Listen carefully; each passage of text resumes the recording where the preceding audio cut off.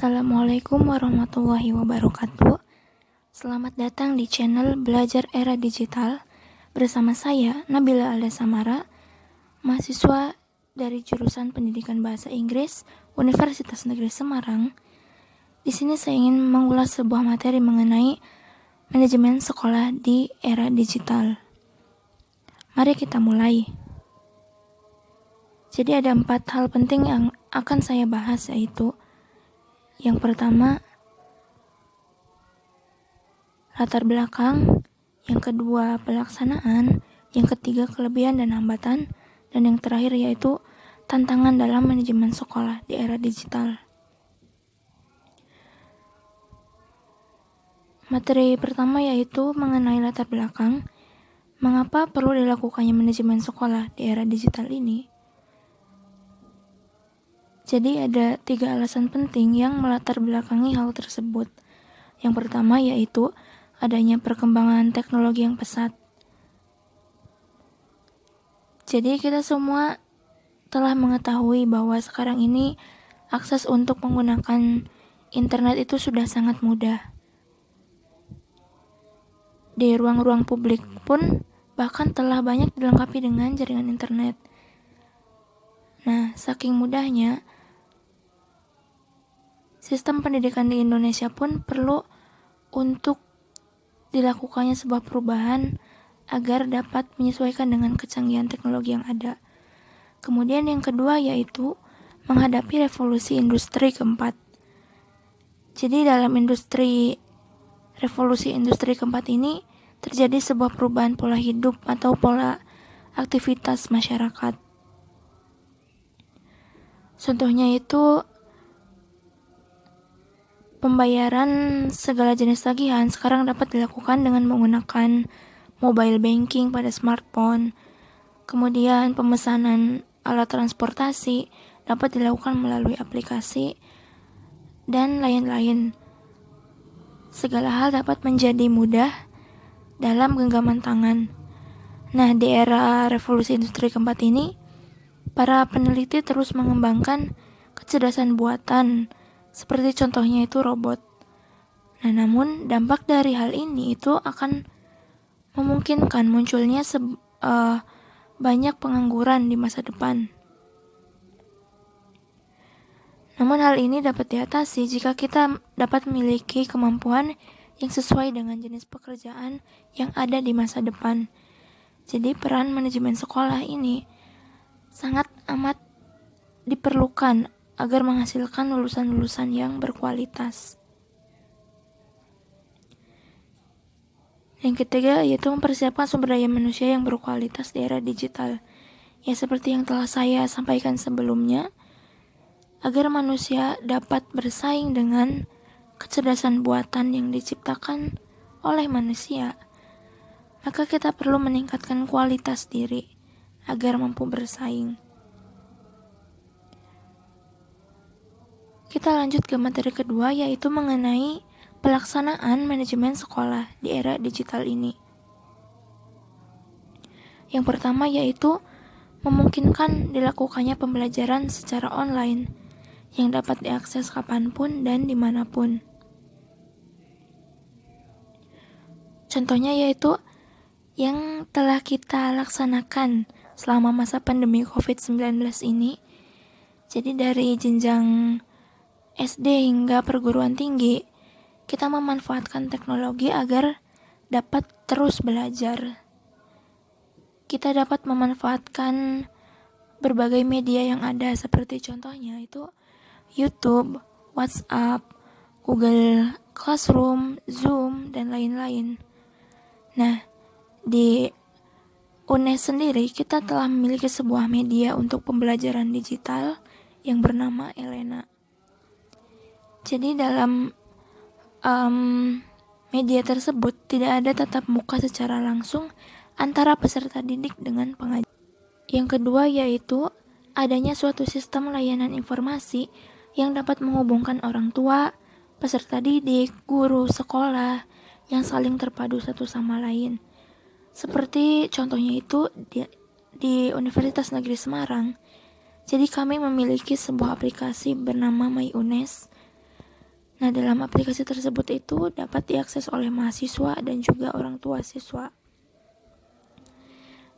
Di dalam aplikasi tersebut itu dapat terlihat presensi mahasiswa, jadwal perkuliahan, daftar nilai, dan lain-lain.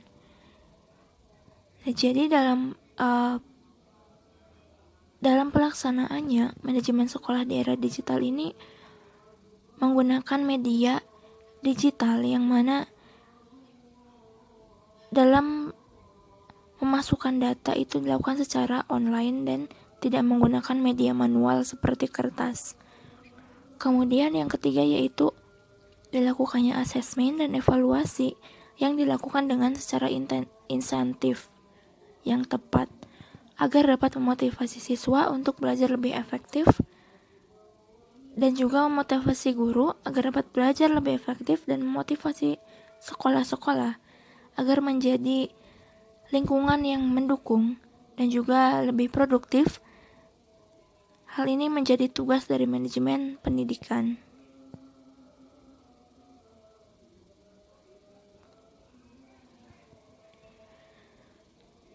Yang ketiga yaitu mengenai manfaat dan hambatan. Yang pertama yaitu manfaat. Manfaat dilakukannya manajemen sekolah berbasis digital ini. Yang pertama yaitu pembelajaran menjadi lebih efektif. Kemudian yang kedua itu menghemat anggaran negara, seperti contohnya itu pada pelaksanaan UNBK. Nah, dari pelaksanaan UNBK tersebut, pemerintah dapat menghemat anggaran sebesar 100 miliar jika dibandingkan dengan pelaksanaan ujian nasional yang berbasis kertas.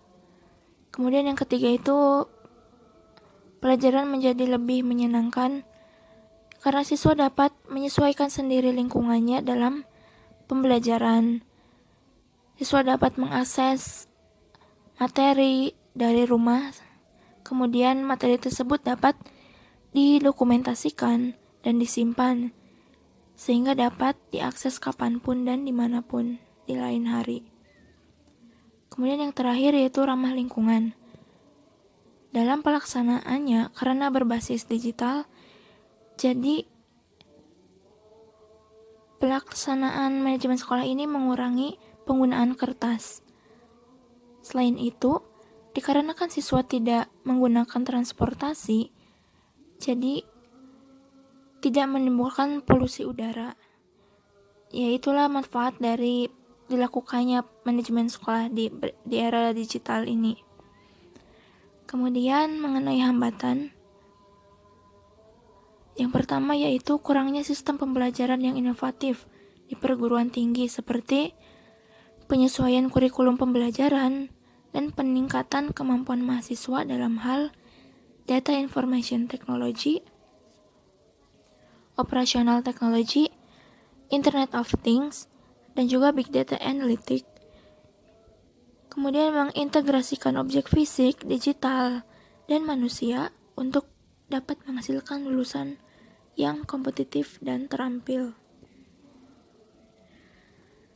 Yang kedua yaitu belum adanya rekonstruksi atau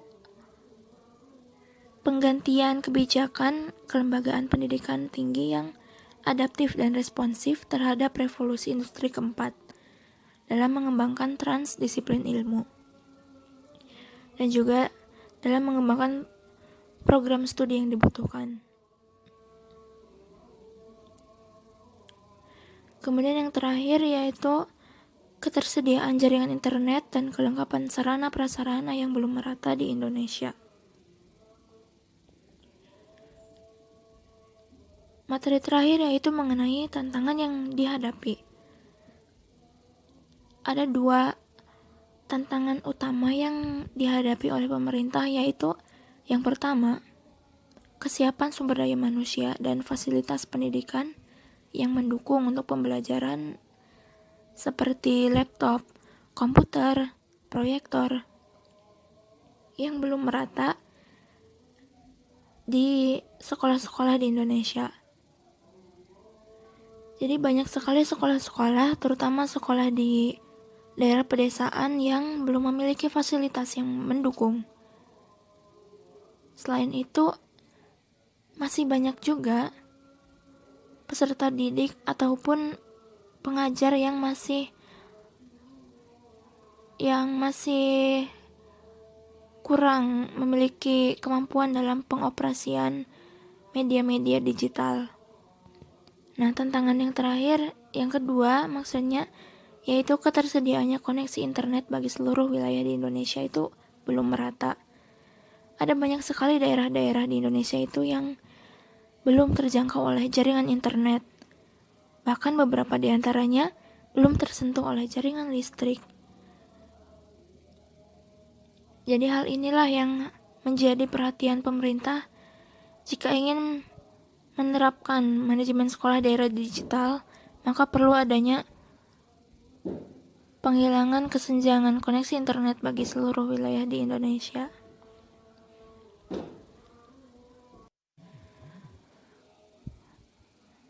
Menurut Guilford, tantangan yang dihadapi pada dunia pendidikan dalam menghadapi industri keempat yaitu mengenai penanaman nilai-nilai pendidikan yang perlu dikembangkan. Nah, yang pertama itu anak dididik dan dilatih dengan cara bekerja sambil belajar. Kecerdasan berpikir itu dikembangkan dengan seluas-luasnya. Kemudian yang kedua itu memupuk kepribadian anak dengan kepribadian Indonesia sehingga menjadi pribadi yang dinamis, percaya diri, berani, bertanggung jawab, dan mandiri. Yang ketiga yaitu pembelajaran dilakukan tidak hanya pada jam sekolah, namun di luar jam sekolah pun pembelajaran harus tetap dilakukan. Nah, yang terakhir yaitu contoh perbuatan baik diterapkan karena lebih berhasil dalam membina watak yang baik. Jadi hal inilah yang membedakan manusia dengan mesin di era globalisasi industri keempat ini. Yang terakhir yaitu mengenai solusi yang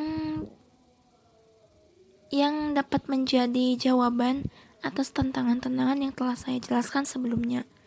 Yaitu yang pertama, memberikan pemahaman atau pengetahuan kepada seluruh pendidik agar mampu untuk memanfaatkan teknologi yang ada dalam pembelajaran, membimbing siswa dalam menggunakan teknologi, dan juga mempermudah pelaksanaan pendidikan di seluruh wilayah di Indonesia. Kemudian menyiapkan pendidik yang dapat menciptakan pembelajaran yang inovatif sehingga memberikan kesempatan pada anak agar menjadi lebih kreatif dalam memecahkan masalah, mengoptimalkan kemampuan literasi dan numerasi, kolaborasi, dan juga berpikir kritis. Dan yang terakhir itu memberikan pelatihan pendampingan dan evaluasi secara kontinu kepada pendidik agar mewujudkan pendidik yang responsif, handal, dan adaptif. Nah, sekian materi yang dapat saya sampaikan. Terima kasih atas segala perhatian dari teman-teman semua. Mohon maaf apabila ada kekeliruan kata ataupun informasi yang saya sampaikan. Jika ada hal yang ingin ditanyakan, silakan teman-teman bertanya di kolom komentar di bawah. Wassalamualaikum warahmatullahi wabarakatuh.